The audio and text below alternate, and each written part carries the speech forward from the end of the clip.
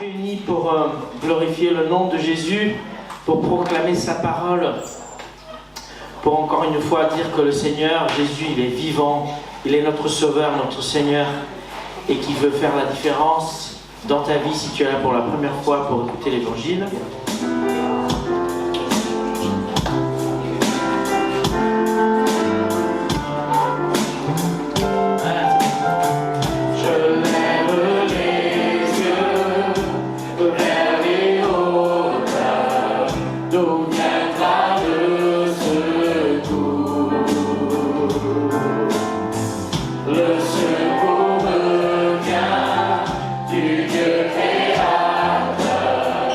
The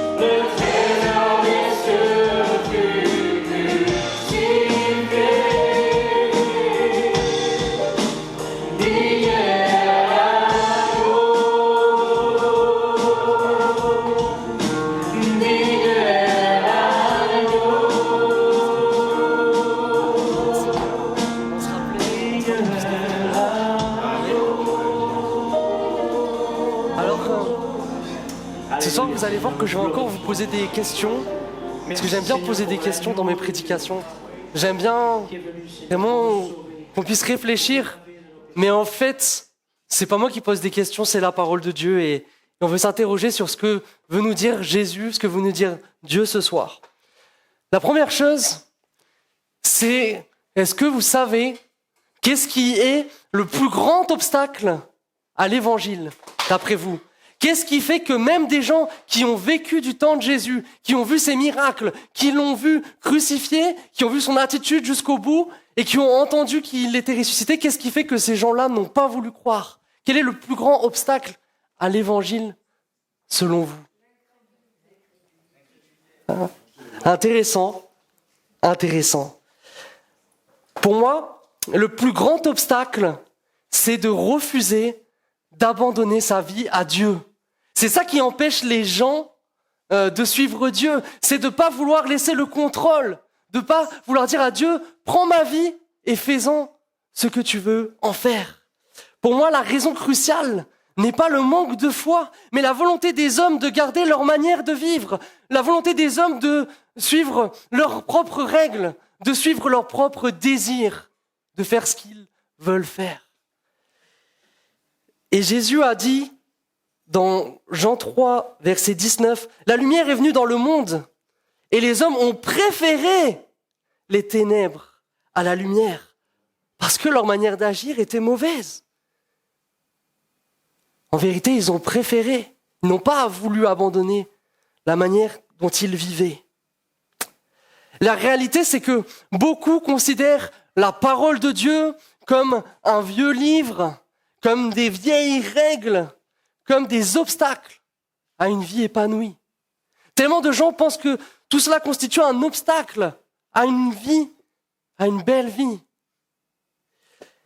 Plus que jamais, nos sociétés rejettent tout ce qui est des normes morales et encore moins des normes religieuses. Ce qui passe en premier, c'est l'épanouissement des individus. Qu'est-ce que ma chair, qu'est-ce que mon cœur me dicte de faire ?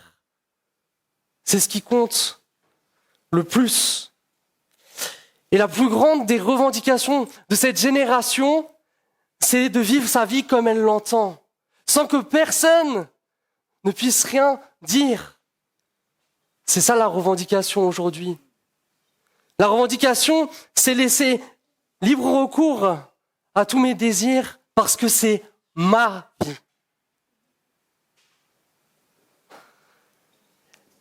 Est-ce que vous reconnaissez cette génération ? Mais ce soir, je voudrais vous amener à une réalité renversante, une réalité bouleversante de la parole de Dieu. Oui, il y a une réalité ce soir. Cette réalité, c'est que on peut se croire pleinement en vie. Ouais. Mais on peut être complètement mort. On peut vivre l'illusion d'une vie épanouie alors qu'on est en train de passer lamentablement à côté de la vie véritable.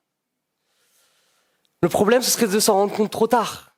Le problème, ce serait de ne pas pouvoir faire marche arrière. Le problème, ce serait d'être et de rester mort spirituellement pour l'éternité.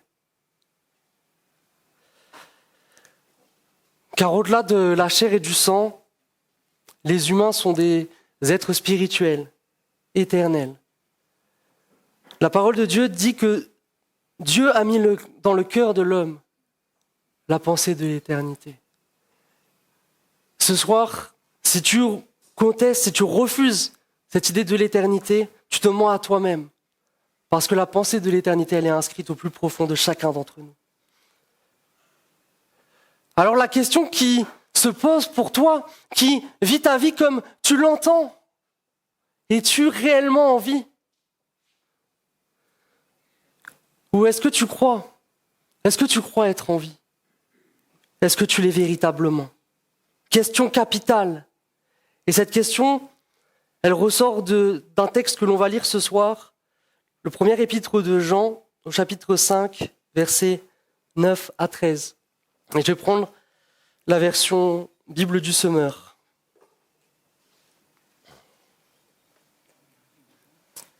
1 Jean 5, 9.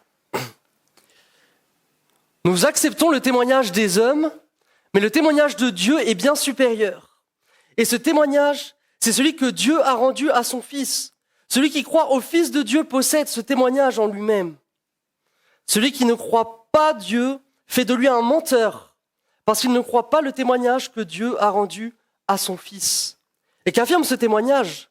Il dit que Dieu nous a donné la vie éternelle et que cette vie est en son Fils.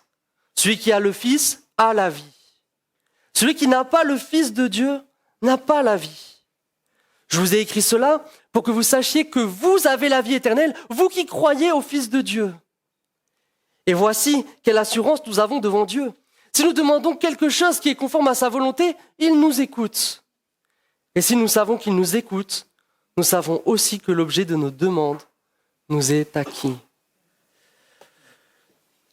Ce soir, je voudrais vous amener à considérer deux choses qui ressortent de ce passage. La première chose, c'est que Dieu a donné un témoignage de ce qu'est la vie véritable et de comment l'obtenir.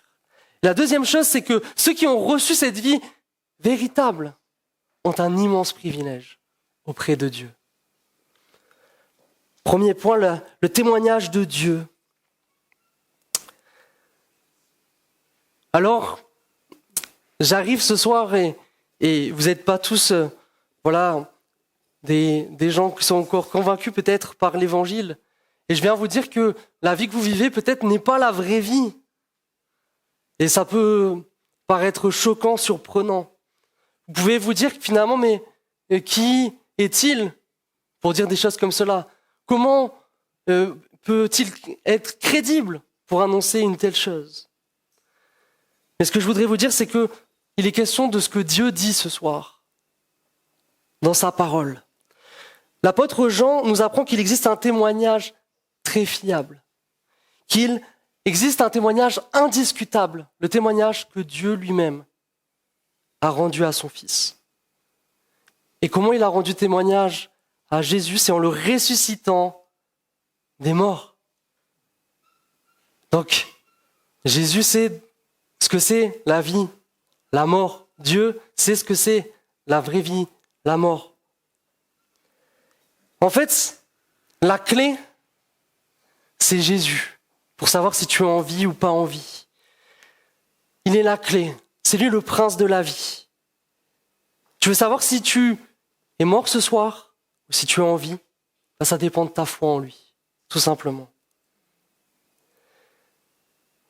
C'est ça le témoignage de Dieu. Et contester, c'est dire à Dieu que c'est un menteur, c'est ce que nous avons lu. Mais Dieu n'est pas un menteur. Dieu dit la vérité. Quel est ce témoignage exactement de Dieu ? Nous l'avons vu. Ce témoignage, il affirme que Dieu nous a donné la vie éternelle et que cette vie est en son Fils.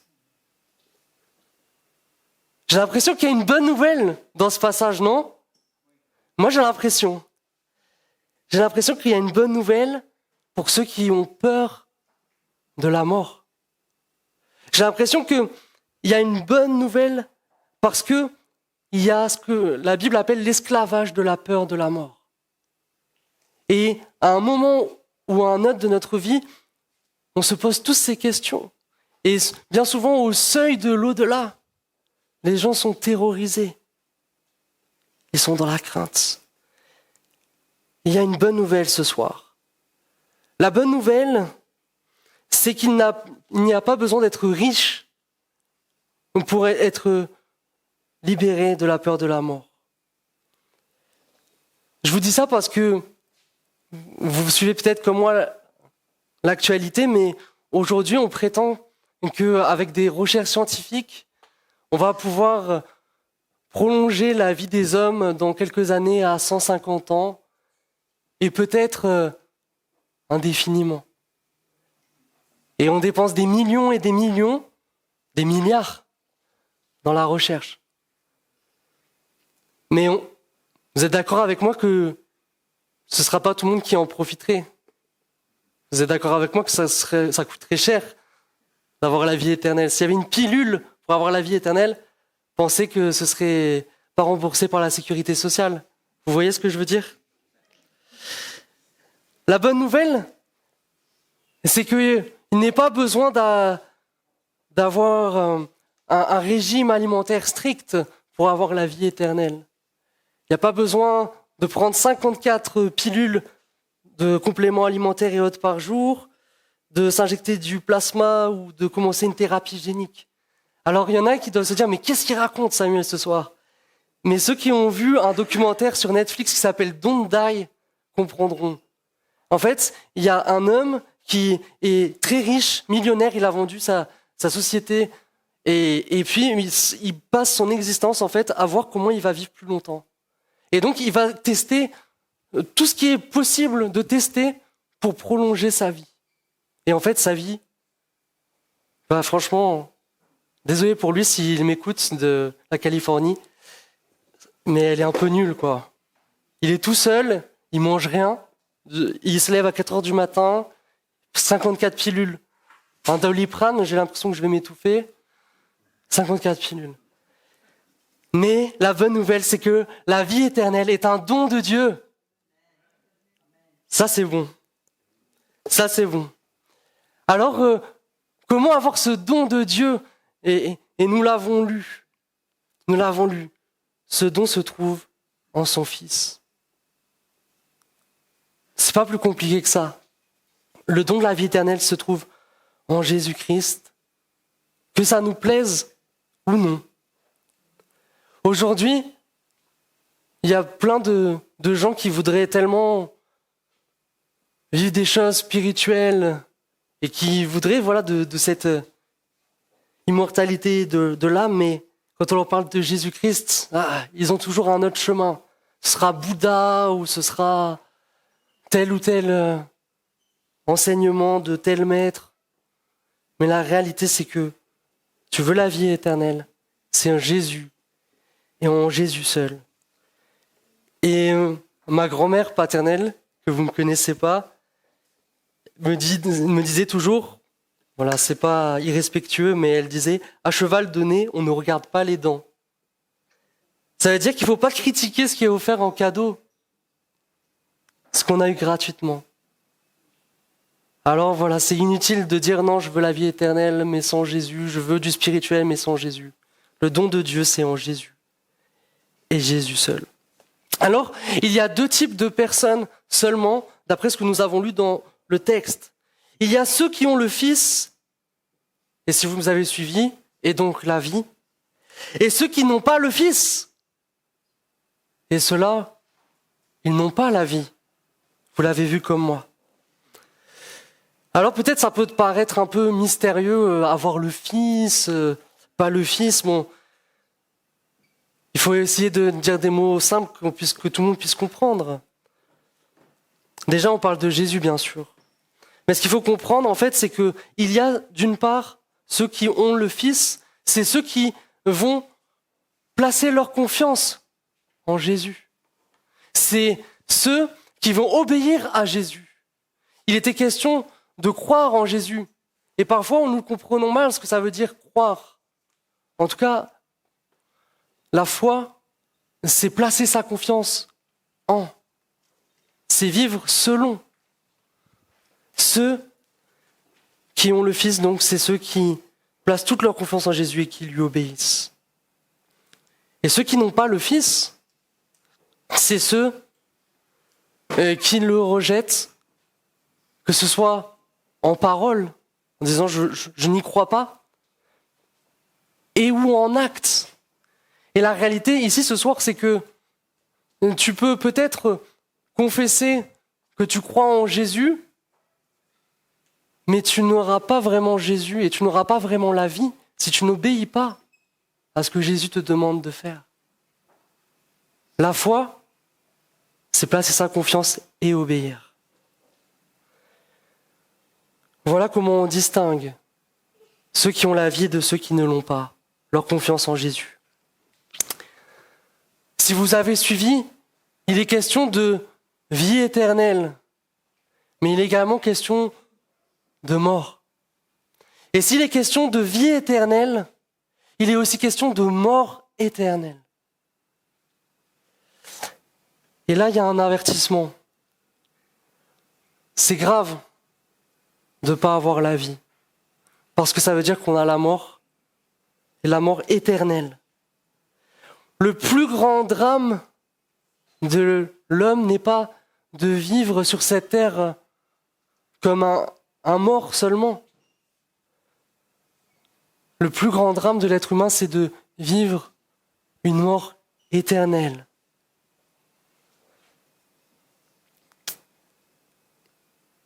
Sans Jésus, cette vie terrestre que tu es en train de mener est peut-être agréable. Tout le monde n'a pas des vies horribles, n'est-ce pas?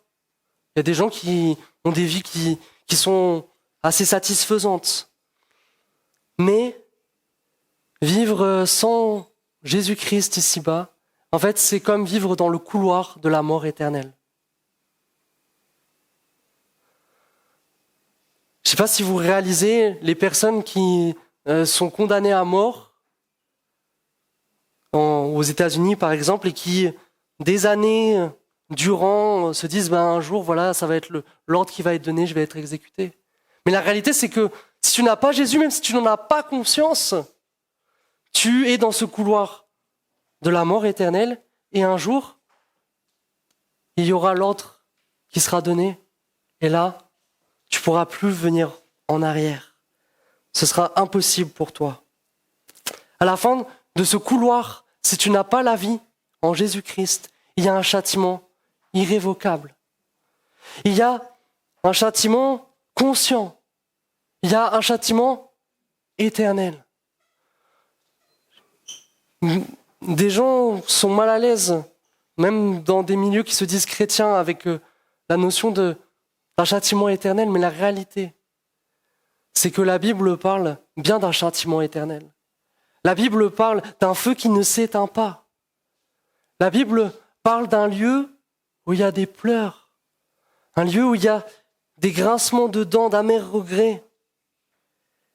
La Bible parle d'un lieu de séparation éternelle avec la source de l'amour, d'avec Dieu.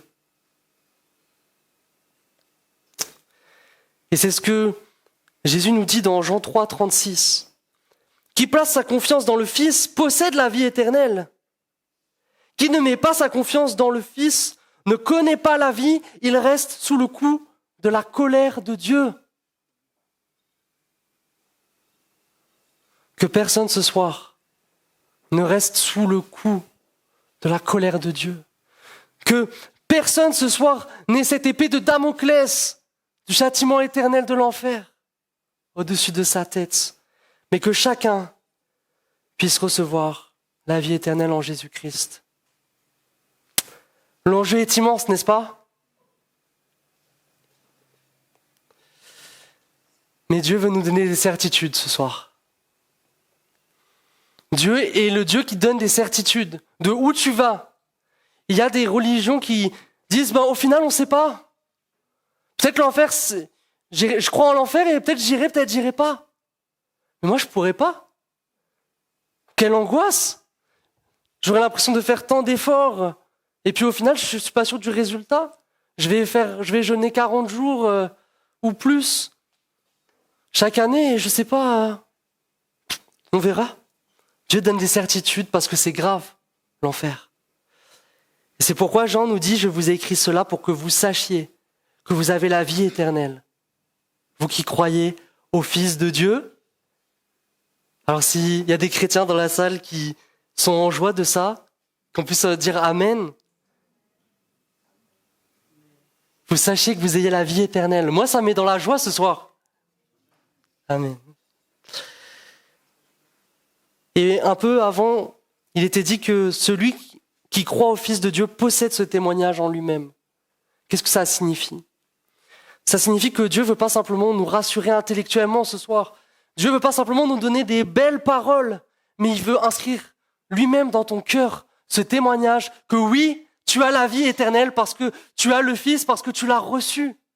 C'est ça que le Seigneur veut faire dans la vie de chacun ce soir. Oui, il veut que nous soyons sûrs. Vous avez entendu parler de l'assurance du salut, c'est ça, frères et sœurs. Il veut qu'on ait l'assurance de notre salut. Et on est content, même si on a eu une semaine de travail, même si on est fatigué, quand on se dit « j'ai l'assurance du salut », moi je suis content en tout cas. Alors mon deuxième point, c'est le privilège de ceux qui ont reçu la vie éternelle. Là, on va monter encore d'un cran. Moi, j'étais déjà content, mais là, je vais être encore plus content. Et voici quelle assurance nous avons devant Dieu. Si nous demandons quelque chose qui est conforme à sa volonté, il nous écoute. Et si nous savons qu'il nous écoute, nous savons aussi que l'objet de nos demandes nous est acquis. En plus de l'assurance du salut, nous qui avons reçu la vie de Jésus, nous avons encore une autre assurance, une autre garantie. Dieu écoute mes prières. Avant, je ne savais pas si Dieu m'écoutait. Et la Bible dit que ce sont vos péchés qui m'empêchent d'entendre vos prières. Avant, je ne savais pas si Dieu m'écoutait. Mais quand j'ai reçu la vie de Dieu, j'ai cette assurance qu'il m'écoute. Et c'est bien déjà. Mais plus encore, j'ai l'assurance qu'il exauce mes prières. C'est pas simplement une relation où je fais monter mes sujets de prière vers Dieu, et puis on verra, mais c'est une relation où Dieu répond à mes prières. Et il exauce, il est précisé, pourvu que ce soit conforme à sa volonté. Bien sûr, on ne va pas demander tout ce qui nous passe par la tête, mais si c'est conforme à sa volonté, alors on va le recevoir. On va le recevoir. Alors comment savoir qu'est-ce qui est conforme à la volonté de Dieu? Alors est-ce que c'est comment je le ressens à l'intérieur? Est-ce que c'est peut-être des signes que je suis dans la bonne direction? Dieu peut nous montrer les choses d'une manière ou d'une autre, mais la réalité, c'est que on a sa parole pour savoir qu'est-ce qu'est sa volonté. La vérité, c'est que si tu veux savoir si ta prière est conforme à sa volonté, il faut juste prier conformément à sa parole.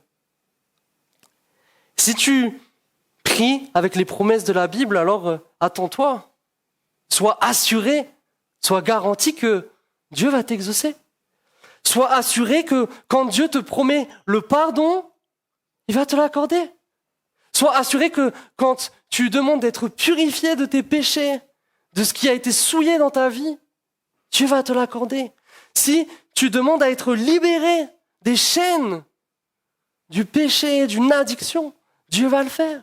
Si tu veux recevoir la paix, Dieu l'a promis, il va le faire. Si tu veux recevoir la joie, Dieu l'a promis, ne doute pas. Il n'y a pas besoin qu'un ange vienne te dire « Dieu veut que tu sois joyeux ». Non, c'est écrit dans la parole. Prie la parole, reçois la vie, prie la parole. Et tu seras joyeux, et tu seras dans la paix.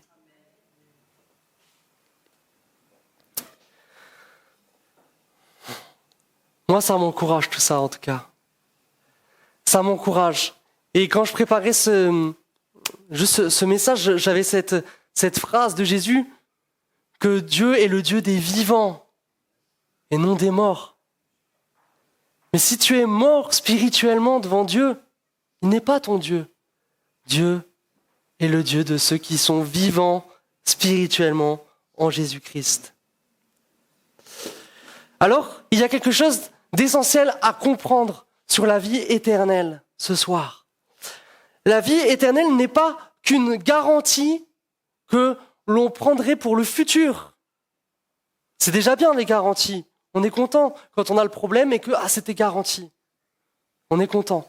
Mais c'est pas de ça dont il s'agit. C'est pas que pour le futur, la vie éternelle. Jésus dit dans Jean au chapitre 5, verset 24, « Oui, vraiment, je vous l'assure, celui qui écoute ce que je dis et qui place sa confiance dans le Père qui m'a envoyé possède dès à présent la vie éternelle. Et il ne sera pas condamné, il est déjà passé de la mort à la vie. » J'aurais bien voulu que ça s'affiche, mais dès à présent la vie éternelle. Dès à présent. Avec la vie éternelle, on reçoit en même temps, aussitôt, la réconciliation avec Dieu. Avec la vie éternelle, cette relation brisée par le péché, cette séparation que nous avions entre un Dieu saint et nous pécheurs, n'existe plus. Il n'y a plus de séparation.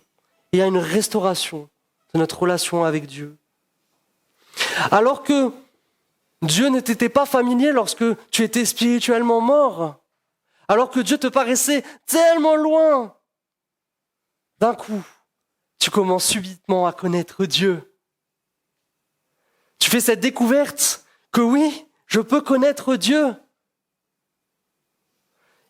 Et Jésus dit, Jean 17, 3, la vie éternelle, c'est qu'ils te connaissent, toi, le seul vrai Dieu, et celui que tu as envoyé, Jésus-Christ.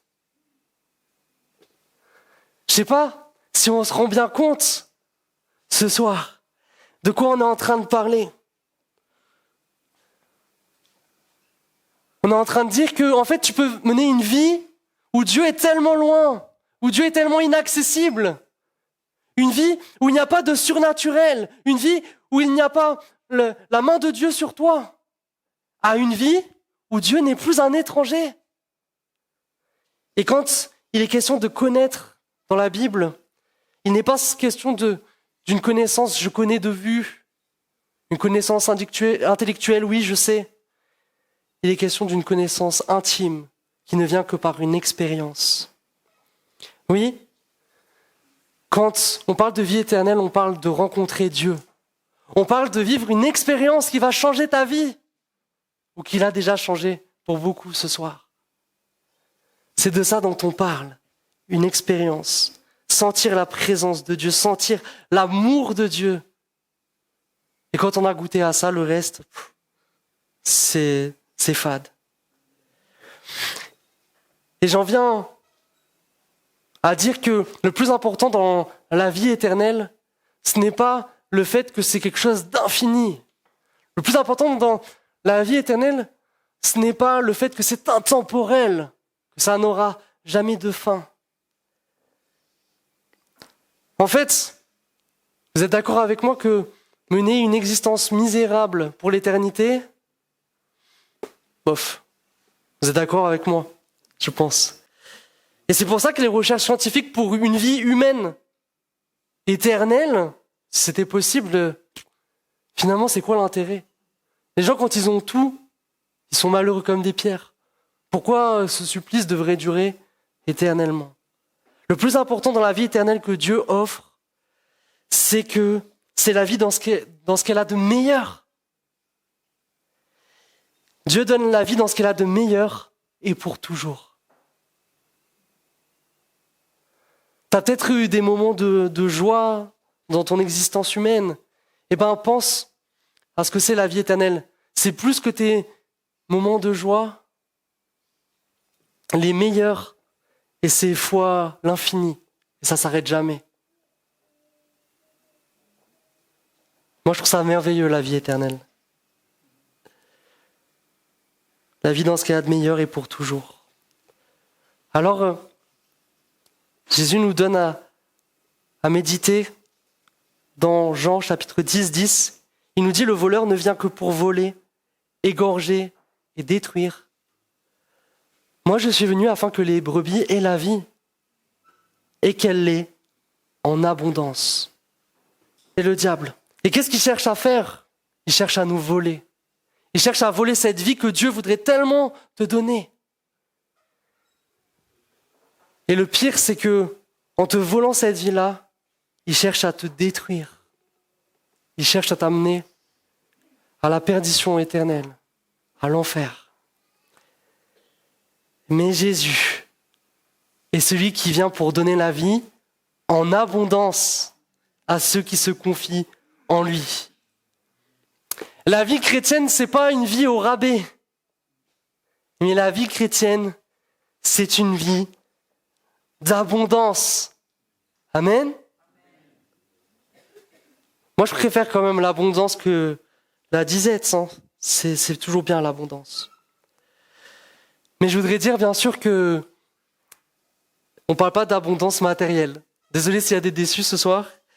Dieu pourvoit aux besoins. Mais il est question d'abondance spirituelle. Il est question de se sentir vraiment tellement bien, tellement plein.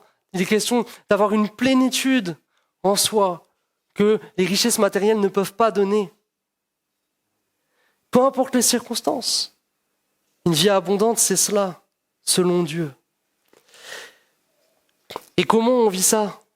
Comment on vit une vie abondante spirituellement? On le vit quand le Saint-Esprit, l'Esprit de Dieu, elle vient habiter en nous. Et la réalité, c'est que quand on reçoit la vie éternelle, on reçoit l'Esprit de Dieu en nous. On reçoit Dieu avec nous, jour après jour. On reçoit une connexion avec le ciel, des forces d'en haut. On reçoit une liberté que l'on ne connaissait pas. On reçoit un amour que l'on ne soupçonnait pas par le Saint-Esprit. Jésus a dit, celui qui croit en moi, des fleuves d'eau vive couleront de lui. Comme l'a dit l'Écriture, il dit cela à propos de l'Esprit que devaient recevoir ceux qui croiraient en lui. Rien n'est comparable à la présence de Dieu dans une vie. Rien. Rien du tout. Et quand on parle avec les gens qui sont convertis, chacun a des parcours différents. Il y a des gens, par exemple, qui ont vécu, voilà, leur vie, leur manière de vivre, c'était une vie un peu dans l'adrénaline. Une vie où ils avaient toujours besoin d'adrénaline. Une vie où ils avaient besoin de boire. Une vie où ils avaient besoin de prendre des substances pour se sentir bien. Il y a des gens comme ça. Quand on parle un peu avec les gens, on se rend compte. Mais le jour où Jésus est venu toucher leur vie, alors tout leur vécu, même leur meilleure beuverie, c'est rien par rapport à la présence de Dieu. Rien. Ni l'alcool, ni la drogue, ni l'adrénaline, ni quoi que ce soit que ce monde peut apporter ne peut remplacer la présence de Dieu. Tu peux avoir le monde entier, tu peux être le plus riche, tu peux tout réussir. Mais aucune réalisation humaine ne peut rivaliser avec la présence de Dieu dans une vie. Et ça, tu le sais quand tu l'as vécu.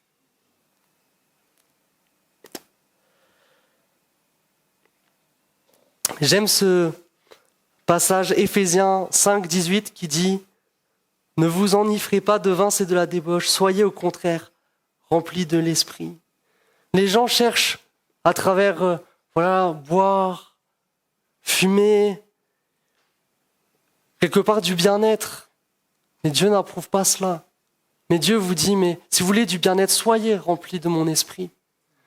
Il y a des gens dans les églises, même qui s'en sortent pas avec la cigarette. Il y a des gens qui s'en sortent pas, ils ont des troubles du comportement alimentaire.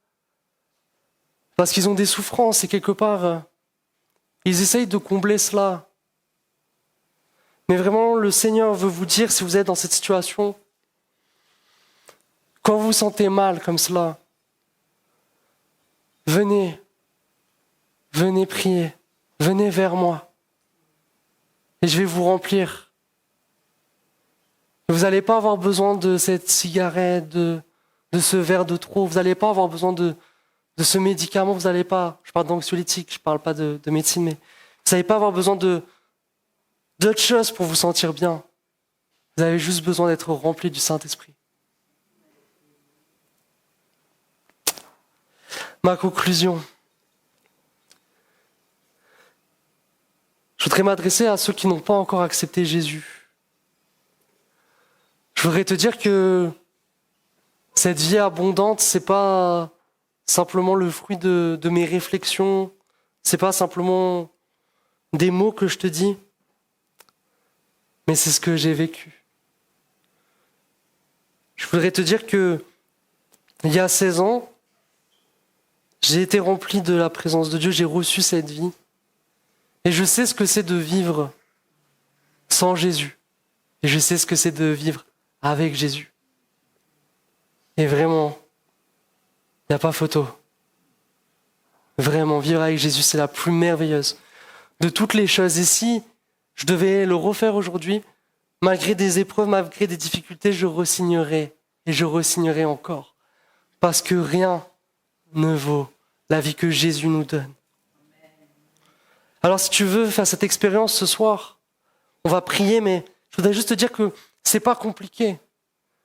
Je voudrais te dire que il faut juste que tu donnes une chance à Jésus. Donne juste une chance à Jésus ce soir de venir combler ta vie par sa vie éternelle. Comment lui donner une chance? Simplement, on va prier et tu vas lui dire, ben voilà, je te connais peut-être pas beaucoup, j'ai entendu parler de toi, mais je veux juste te faire confiance. Un instant, je veux juste voir qu'est-ce que tu peux faire pour moi.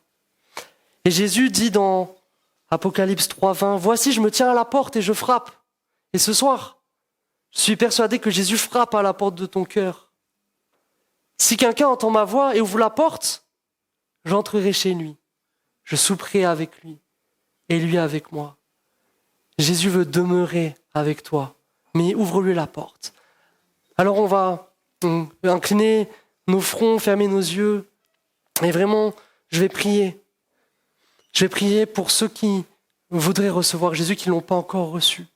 S'il y a quelqu'un qui veut ouvrir la porte à Jésus ce soir, s'il y a quelqu'un qui se rend compte qu'il pensait être en vie, mais que spirituellement, il est mort, alors qu'il puisse lever sa main devant le Seigneur ce soir, et je vais prier pour lui, et qu'il puisse juste dire, je t'ouvre ma porte.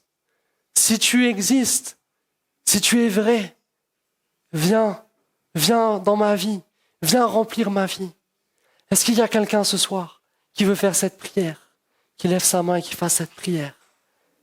Et Jésus est à la porte, donne-lui une chance et il va combler ta vie. Oui, Seigneur, merci. Même si les gens ne lèvent pas la main, mais je sais que tu es celui qui est capable de voir dans les cœurs. Je sais que tu es celui qui est capable de voir les aspirations profondes. Je te remercie, Seigneur, parce que lorsque tu as tapé à la porte de mon cœur et que le pasteur a dit qu'il fallait lever la main pour qu'il prie pour moi, eh ben, je ne l'ai pas fait, mais j'ai dit, Seigneur, tu peux quand même me toucher. Et tu l'as quand même fait. Alors, Seigneur, je veux te prier pour que chaque personne ici dans ce lieu qui ne te connaît pas encore puisse recevoir la vérité de l'évangile, la vérité que tu es la vie, et la vie en abondance. Oui, Seigneur, je t'en supplie, Seigneur. Ne laisse pas l'un d'entre nous ce soir repartir de ce lieu en restant spirituellement mort. Je t'en prie, Seigneur. Ne laisse pas une personne dans ce lieu être dans ce couloir du châtiment éternel. Ne laisse personne, Seigneur, dans l'illusion qu'il est vivant. Mais Seigneur, convainc ce soir par ton Saint-Esprit, Seigneur. Convainc ce soir par ton Saint-Esprit. Dans le nom de Jésus. Amen. Je voudrais m'adresser aussi à ceux qui ont reçu Jésus. Et on est nombreux ce soir. Hein. On est nombreux. Alors que je préparais ce message, j'ai réalisé qu'on pouvait vivre une vie chrétienne en dessous du potentiel que Dieu voulait nous offrir, voulait nous donner. On sait qu'on a la vie éternelle, mais on fait finalement comme si on ne l'avait pas. Et parfois, en tant que chrétien, on vit une vie très humaine. Et c'est comme si on avait cette opportunité de tellement plus. Et quand je parle de la vie éternelle, vous l'avez compris, d'avoir des temps avec Dieu, d'avoir cette communion, cette connaissance de lui, on pourrait avoir tellement plus. Mais on vit en dessous des capacités que Dieu nous a données quand il nous a donné la vie éternelle. Et alors que je pensais à ça, je pensais à cette parabole des deux fils que vous connaissez pour la plupart sous le nom du fils prodigue. Et je voudrais, pour conclure, parler de cette parabole rapidement. Vous la connaissez, il y avait deux frères, il y en a un, ils étaient auprès de leur père, il y en a un qui part, qui fait n'importe quoi, qui dilapide l'héritage du père, il va se vautrer dans le péché. Et on se rend compte qu'il va revenir, que le père va l'accueillir. Et le constat que l'on va faire, c'est que finalement, c'est le pécheur repentant, ce frère repentant, qui a fait n'importe quoi, qui a profité des largesses du père. C'est ce pécheur repentant sur les deux frères, qui a eu la belle robe, les chaussures, la bague, le festin. Ça, c'est des images spirituelles. Et quand le frère qui a été fidèle, il a vu, mais pourquoi lui, il a vécu tout ça, il était dans une grande colère. Il disait, mais moi j'étais fidèle. Pourquoi lui, il bénéficie de tes largesses? Pourquoi tu lui fais la fête et moi qui étais fidèle, j'ai rien? Et j'aime la réponse du père. Mon enfant, lui dit le père, tu es toujours avec moi et tout ce que j'ai est à toi. Il fallait juste qu'il le demande en fait. Il avait le statut, mais il vivait comme s'il ne l'avait pas. Et ce soir, je voudrais conclure encore par la prière. Et je voudrais nous dire, mais le Père nous a acceptés dans sa maison. Le Père nous a donné sa vie éternelle. Le Père nous a donné un accès à sa présence. Et combien de fois nous passons à côté? Mais pourtant, tout était là. Alors vraiment, je veux prier ce soir et je veux faire cet appel et comme un engagement que plusieurs puissent dire je veux Seigneur vivre pleinement cette vie éternelle que tu m'as donnée. Je veux la vivre au jour le jour. Je veux me saisir de tes bénédictions. Je veux me saisir de cette communion. Je veux plus. Et si quelqu'un veut plus ce soir, alors qu'il lève la main et on va prier ensemble. Alléluia. Alléluia. Merci. Merci parce que tu réponds à la soif ce soir de plusieurs parmi ton peuple. Nous reconnaissons, Seigneur, que nous vivons parfois en dessous de ce que tu nous appelles à vivre, Seigneur. Et nous voulons sincèrement te demander pardon. Et Seigneur, nous ne voulons pas être en train de dire oui, mais pourquoi un tel il a plus et que moi je l'ai pas, alors que lui il a fait n'importe quoi et moi tu me laisses de côté. Mais Seigneur, nous voulons te dire, Seigneur, oui, je veux moi aussi, Seigneur. Je veux pas regarder ce que l'autre a fait, ce qu'il a eu, mais je veux moi aussi, Seigneur. Je veux moi aussi plus. Je veux arrêter de regarder ce qu'ont les autres. Je veux arrêter d'envier les autres. Je crois que tu ne fais pas de favoritisme. Et je crois que si je te demande, alors je recevrai. Oui, Seigneur, que chacun d'entre nous, nous puissions vivre plus. Que nous puissions, Seigneur, aller plus loin. Nous ne voulons pas vivre notre vie chrétienne juste en attendant l'arrivée. Mais nous voulons profiter pleinement de chacun des pas que nous faisons sur cette terre, dans les bons jours comme dans les mauvais jours, sachant que tu es toujours là. Alléluia, merci parce que tu touches encore nos cœurs, merci parce que tu touches encore nos vies ce soir. Merci parce que tu renouvelles, Seigneur, ceux qui sont fatigués et chargés ce soir. Merci parce que tu libères encore ce soir.